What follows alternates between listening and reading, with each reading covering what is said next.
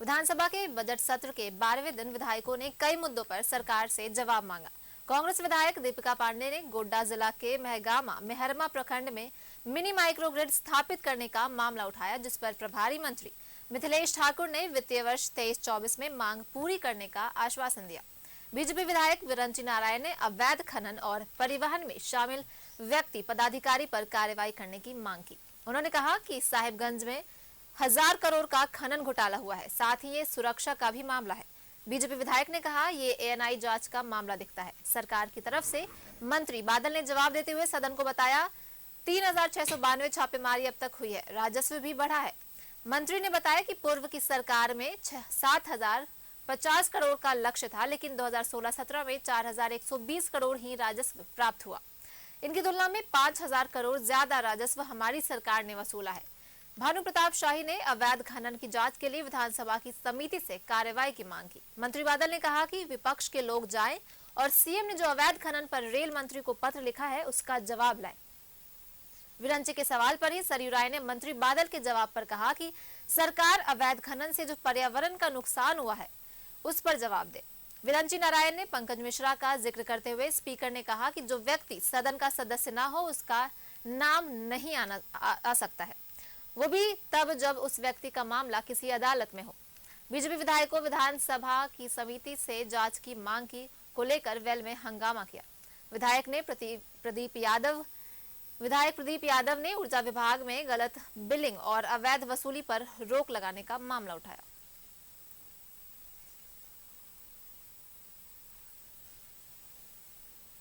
सिर्फ साहबगंज जिले में 1000 करोड़ के पत्थर घोटाले, जिसमें लगभग आधा दर्जन पहाड़ी साफ हो गया महोदय, और पूरे राज्य में लगभग 20,000 करोड़ के खनन घोटाले से संबंधित है। 2020-21 में जब आप देखेंगे तो जो एफआईआर हुआ है और उसकी जो संख्या है महोदय वो 274 है, और 2022-23 में जो एफआईआर हुआ है उसकी संख्या 565 है महोदय। मतलब इन 2-2.5 सालों के अंदर दोगुनी हो गई महोदय एफआईआर।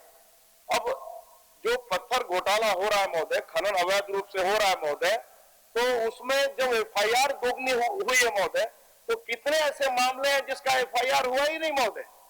महोदय, मेरा आपसे आग्रह है, मैंने एक और उसमें सवाल किया था कि क्या उसमें अवैध पत्थर खनन में जो विस्फोटक है वो कहां से आते हैं, वो उसका प्रयोग किस प्रकार से होता है महोदय। जब इतने बड़े पैमाने पर अवैध पत्थर का खनन हो रहा है तो कहीं ना कहीं से तो जेलेटिन आता होगा महोदय, कहीं ना कहीं से तो यूरिया आता होगा महोदय, कहीं ना कहीं से तो विस्फोटक के अन्य पदार्थ आते होंगे महोदय। तो महोदय ये सीधे सीधे एनआईए का मामला है महोदय। इसका अर्थ है कि वो सिर्फ पत्थर का खनन नहीं कर रहे महोदय, वो उग्रवादियों से भी उनका साठ गांठ है महोदय, और इसकी उच्च स्तरीय जांच होनी चाहिए महोदय। सरकार को इस पर जवाब चाहता हूँ। एक दिन पहले इनका सवाल आया था, सीबीआई जांच की मांग कर रहे थे, आज आया तो एनआईए का मांग कर रहे हैं। तो बड़ी बड़ी बातों में, लेकिन आंकड़े जो है उसको तो आप जुटला नहीं सकते। इन्होंने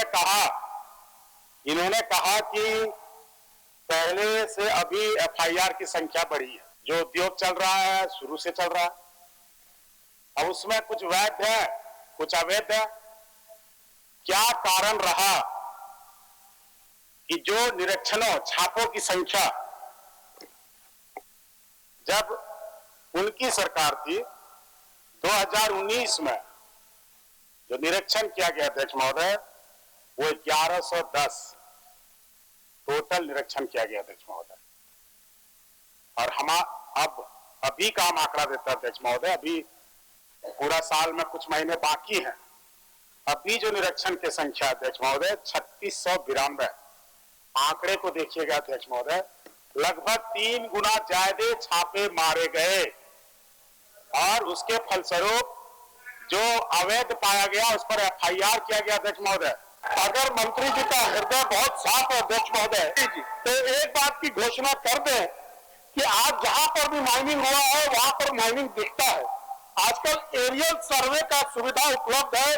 भारत सरकार ने कई चीजों में, आयरन ओर में, कोल में ये किया है, जहां पर एरियल सर्वे करा करके लोगों पे पेनल्टी किया है।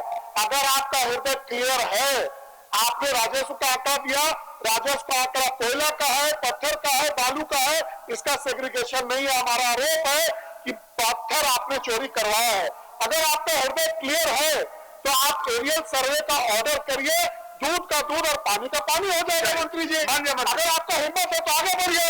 हेमंत है तो हिम्मत है, हिम्मत है, हिम्मत है तो जाइए चिट्ठी का जवाब ले आइए जो माननीय मुख्यमंत्री जी ने आपके रेल मंत्री को लिखा है। जाइए, हमारे दुमका के डीसी ने पाया कि आपके रेलवे के अधिकारियों की संलिप्तता है, जाइए जाके लेके आइए।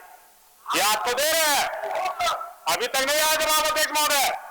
अध्यक्ष महोदय, पत्थर की बात आई, उसका भी सेरीगेट करता है। तो संथाल परगना के अंदर पत्थर से प्राप्त राजस्व अध्यक्ष महोदय 2020-21 में जो हमारा है अध्यक्ष महोदय वो 205 करोड़ का अध्यक्ष महोदय, फिर 21-22 में 205 करोड़ का अध्यक्ष महोदय, 22-23 में 330 करोड़ का अध्यक्ष महोदय। और ज्यादा बोलेंगे तो अभी कुछ समय दिया जाए अध्यक्ष महोदय, पिछले 3 साल में पत्थर का उनके कार्यकाल में क्या था वो भी डिफरेंस आ जाएगा अध्यक्ष महोदय। आए दिन समाचार पत्रों में हम लोगों को यह देखने को मिलता है कि साहेबगंज में पहाड़ के पहाड़ गायब हो गए, पलामू में पहाड़ के पहाड़ गायब हो गए, अवैध उत्खनन हो रहा है महोदय। ये राजस्व की क्या प्राप्ति हो रही है, नहीं प्राप्ति हो रही है, इसका बिल्कुल विषय नहीं। विषय ये है कि अवैध उत्खनन हो रहा है महोदय। कल की तरह फिर मैं आपसे संरक्षण चाहता हूं।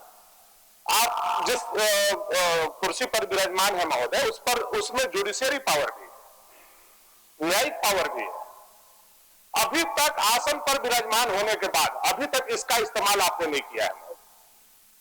मैं बड़े ही विनम्रता से आपसे आग्रह करता हूं महोदय कि अवैध खनन के मामला में विधानसभा की एक कमेटी बना दी जाए महोदय, और इसका आपके सत्ता पक्ष के भी लोग रहेंगे महोदय, विपक्ष के भी, जिसका सदस्य को आप बनाना चाहे आप बनाएंगे महोदय।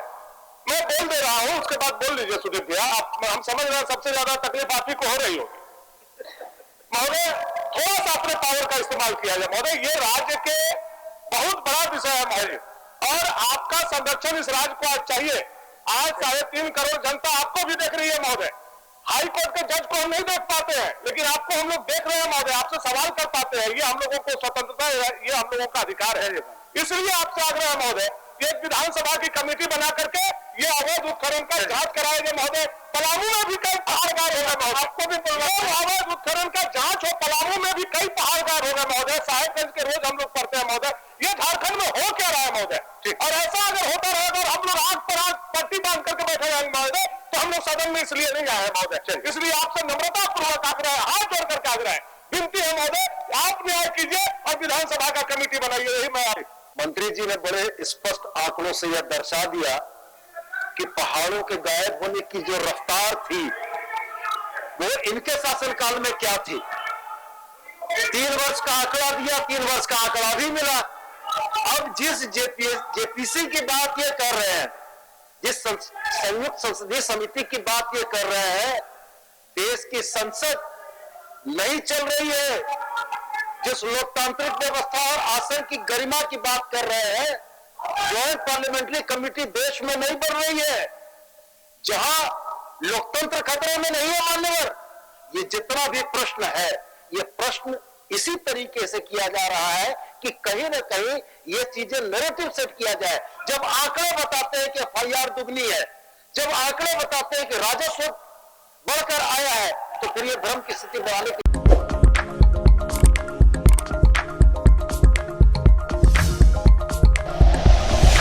Like and share videos, subscribe करें हमारा चैनल और प्रेस करें बेल आइकॉन। News 11 भारत, सच है तो दिखेगा।